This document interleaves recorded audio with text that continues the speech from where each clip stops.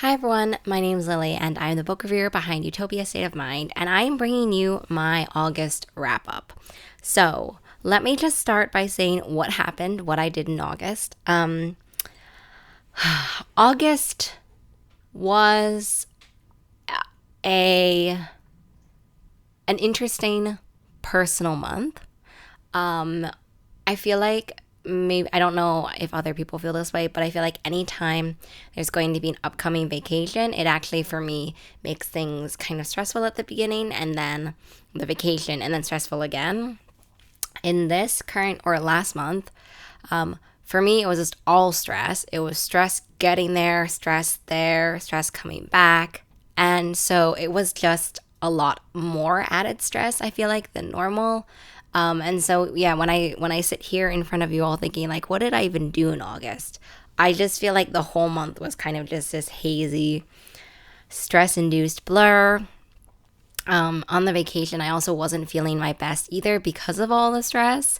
So that also wasn't that great. I will link down below the photo dump that I will post for my August wrap up, if in case you just want to see a few snapshots of that. In other things in August, let's see. I didn't really do that much crafting. I didn't really knit anything. I did actually finish the second Babel scarf, so you will have seen that in the Babel scarf tutorial video. And I made a ton of friendship bracelets, so you will have also seen that in August. I did a lot of crafting before I went on vacation. And so I did a video where I made the Chloe Gong. You can't really see it because it's above me, the Chloe Gong Universe bracelets, but I also did a whole set as well for Saga, which I haven't posted videos of yet. I tried to do like not tutorials, but sort of those aesthetic bracelet making videos that I had been seeing everywhere on TikTok. So I tried to do that, and I haven't posted those yet, but I will be posting them soon. But I will link obviously the Chloe Gong friendship bracelet video down below as well. I have not finished those earrings. I finished baking them, but I haven't finished like drilling holes and sanding them and actually putting them together. So that'll be a project for September. In terms of personal life, what else? Oh, I did also get Frosthaven, which I have yet to really play. I tried to start playing it in August, and if anyone has ever actually played it or owned a copy, you will know that setup is a behemoth. I totally forgot that because when I was playing Gloomhaven with friends before, I didn't have to set up the game. It came already set up and sort of mid-campaign, basically. But yeah, those have been the main touch points. Basically, just a lot of stress. So I'm hoping that for September there won't be a lot of stress, except I know that there will be, because when I was thinking about, or when I was planning things in August, I was thinking I don't necessarily have a full weekend off. I think the rest until November, like until the end of November. So that's just a lot. There's a lot of panels that are coming up. I will leave the link to the description box below, all the panels that are coming up in September. More panels in October and November that I have yet to make a video for or yet to announce as well. So that's all been really exciting. There's a few also last minute addition to panels in September, so make sure to stay subscribed so you can kind of see them when they pop up on your feed. But anyway, that's what's been happening for me in August, or that was my August month. So now I'm going to talk about the books that I read in August. I read 28 books in the month of August. 50% of those featured characters of color as the main characters, and 36% of those featured queer characters as the main characters. So if you've been following me for a while, you will know that I was bang on with my targets. It's 1533. I'm actually really impressed because I and not to like toot my own horn or whatever, I don't necessarily create TBRs with the intention of fulfilling those goalposts in my mind. I think it's just making sure that I am reading diverse books, and that's kind of a reminder to me. But if you've seen the rest of my wrap-up videos from the rest of, January till now, you'll know that I'm always pretty close, if not on target. There are some months where I'm not, but I'm always pretty close. if I had to say. So I'm excited for that. I had a bunch of, I should show you all the physical books that I read in August. I read these 4 physical books in August. Let me just chat about my favorite books. I'm going to start off with the YA books, and there's actually 4, and then I'll end with romance. So in YA books, the first one is A Banh Mi for Two. This was so cute. Like, I had really high hopes for this because I've been following the author for a while. The premise sounds really cute. It's basically this, like, sapphic love story where one character is visiting Vietnam for the first time from the US based on her love for a food blog. And of course, she meets the actual person behind the food blog in Vietnam.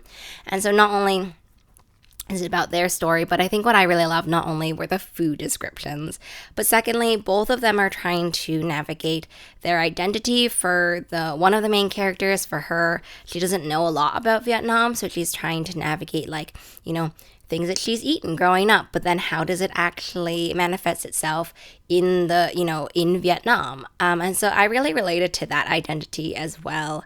It's been a really long time since I was back in China, but when I did go, when I was a younger person, I wasn't a teenager. I was younger than a teenager. What do you even call that? I did feel that kind of similar thing where it was like things that I was familiar with, things I had heard of, and then seeing it in person and being there was such a strange experience as an adopted person as well. It was even stranger. But anyway, this was one of the reasons that I think that I enjoyed A Banh Mi for Two so much. Next one is Mighty Millie Novak. I have really been loving characters who are kind of a mess, and Millie is a little bit of a mess. So my Mighty Millie Novak, one of the main premises is that she is trying out for a roller derby league, and she thinks that she cheated the qualifier round to get in, so you have to do a certain amount of laps, and she thinks she did one less. And so not only does the imposter syndrome of that kind of permeate the rest of the book, Millie is going through a lot of things where she doesn't feel like she's good enough, so she does that thing that people do, I've done myself in the past, where you're negative about your accomplishments and your talents out loud before other people are. I think that's incredibly relatable, and I think that's why I love Millie so much. She's also struggling with her family being a little bit, all families are complex, but she's struggling with her family sort of fracturing a little bit. She also is having best friend issues. And I think this is another thing that resonated with me most too. Sometimes we diverge from paths from our friends. And so the friendship dynamics, the friendship complexities in Mighty Millie Novak was definitely one of my favorites too. There's also just a whole bunch of things to love in this debut. Actually, both of these were debuts, Banh Mi for Two and Mighty Millie Novak. So I really enjoyed those 2 YA books. The next ones are not debuts. The first one that I want to talk about is Kindling, which has an incredibly shiny cover. So it's hard for me to show it to you. But basically, Kindling is a YA retelling of the Seven Samurai. And so basically what it is, or what the story of Kindling is that there are these magical warriors who are child soldiers. They've been recruited, but the war that they fought in is over now. And so later they've been recruited to potentially save a village from raiders. And I think what really drew me to Kindling, and what still connects me to Kindling so much, is that it talks a lot not only about PTSD, it talks about what it means to have been turned into a weapon and to have our identity and our powers and our life and our future sort of put into that, to not have any identity besides what you can do, not necessarily who you are.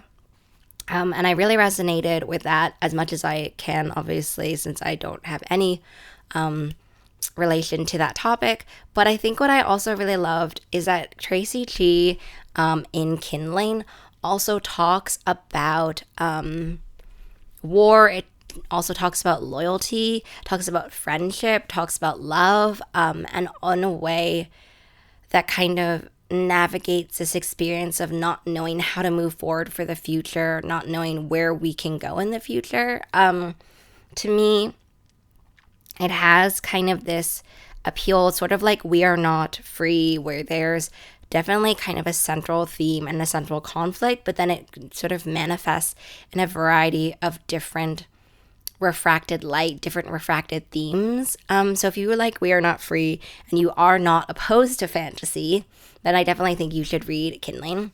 And the last YA pick that I have is Compound Fracture. Compound Fracture was featured in an earlier 5-star prediction video, link in the description box below. And I can tell you that 100% it is a 5-star read. I really, really loved Compound Fracture in the way that there is a subtle play with the fantastical. To me, I actually thought that it was going to be more fantastical, but I think that Andrew Joseph White's books have sort of towed this line between the supernatural and the supernatural in reality. And the way I specifically loved how it's the same as how I felt about The Spirit Bears His Teeth, about the connection between the past and the supernatural. Same thing in Compound Fracture. And I think what I really liked as well in Compound Fracture is that we have these varying levels. We have not only the main character dealing with transphobia, dealing with not knowing how they identify, sort of a whole sort of host of questions about who they are, who they have always been, and how to navigate that and how to share that. And also this kind of generational, as I say, class war between those who have power, those who are very cruel with their power, and also those who they've been kind of oppressing and silencing. And obviously that is a huge component to the story. Metaphorical transformation process that goes on both of these levels, I really appreciated, and I found really beautiful in Compound Fracture. So I can definitely report back on that. The romance book that I want to talk about is Not Another Love Story. This was so cute. Like, it is spicy. Very spicy. I did not expect that amount of spice. I was listening to this on audiobook as well, so that was unexpected. What I loved about Not Another Love Story is, first of all, I love stories about musicians. That's also like a niche interest of mine, so we'll love that. And both in Not Another Love Story, it's 2 musicians as well, so double the love. I think what I enjoyed are 2 things. The first thing, let me just tell you a little bit about it, I guess.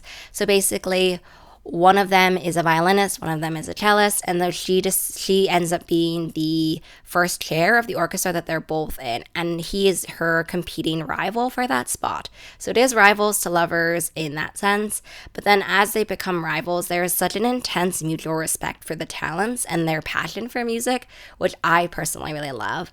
And then throughout the book, they kind of start to get to know each other and realize what lies beyond the rivalry and who they are as actual people and not kind of just rivals. And so what I wanted to say is, at first, I really loved the musical aspect, the musical world to this. As someone who's been kind of on the fringes of professional music and also music that requires funding, I think that there's this hard balance between wanting to perform and wanting to share music as the passion versus who is paying the bills. What can we do with the money that we have? How do we make a concert that people want to go to? How do we know our target audience? And so I really appreciate seeing those aspects in the book. The second one that I loved seeing as well is that they both talk about this illusion, or illusions that people have for us and illusions of ourselves that we kind of share with the world, personas, dreams that we say we have that are sort of inherited also on the competitive and very difficult musical world as well. And so if you love books where characters really have to think about, do I really want this? What part of what I present to the world is really me, then you'll really love Not Another Love Story. I also want to talk a little bit now about Vilest Things, because Vilest Things was as well in my 5-star prediction. And I will say that if you rounded up my rating for Vilest Things, then you would get a 5. So I rated it basically a 4.5. On Goodreads, there are no half stars. It's still rated as a 5 for me on Goodreads. The only thing that I rated it as a 4.5 is that I think that so many of these series are so hard to review until it's over, because there are so many threads, so many pieces of the plot that don't actually come together, where you have lingering questions and you just have to trust in the author. But that's how I found Vilest Things, where it very much is a continuation of Immortal Longings and the fact that we're still reeling from the betrayal. I can't give any sort of plot synopsis about Vilest Things because I don't want to spoil anybody, but we're still reeling from the betrayal from Immortal Longings. We're still reeling from kind of relationships that were fractured. So a lot of Vilest Things is kind of damage control in that sense, but it's also what I really loved about Vilest Things, and one of my favorite reasons about the book was that it also introduces things that we'd kind of heard a little bit about in Immortal Longings, but brings them out to really show the scope and show the history of the actual conflicts, not even between the main characters, but also within the ruling character families as a whole. I think that's all I can say on that without being spoilery. I would also say that we get a little bit of a zoomed out experience as well, because we see more of the conflicts between the sort of normal people who have never competed in the games and the people who have, like, the royalty in that sense. So I really enjoyed seeing that kind of zoomed out perspective in this middle book. Middle books are kind of hard in the fact that you have to have read the first one. You're banking a lot on the foundation of the first one, and there are a lot of questions that will be answered in the third one. So I just wanted to give you my thoughts on Vilest Things. I think if you had to round it up to whole stars, it would definitely be a 5-star read, but I just wanted to mention that as well because I was talking about compound fracture and how it appeared in my 5-star prediction video, which as Vilest Things did as well. So I hope that you've enjoyed this bookish wrap up. Hopefully I didn't forget any books. I read a lot of books where I could just talk about all the books that I rated, like 4.25 stars and 4 stars. 4.25 stars and 4-star books. And so obviously, I guess a plug if you didn't know, all of the reviews for those books and all the books I read basically are on my blog, which is linked down below. That is basically the most comprehensive place that you can find all of my book reviews on the internet. I think that's the only comprehensive place you can find all of my book reviews on the internet. And that's where you can find my reviews of everything. So I hope to see you in the next video. I hope you have a really great rest of your reading day, week, month, and 2024 year, now that we're in the second half of 2024. And I'll see you in the next video. Bye.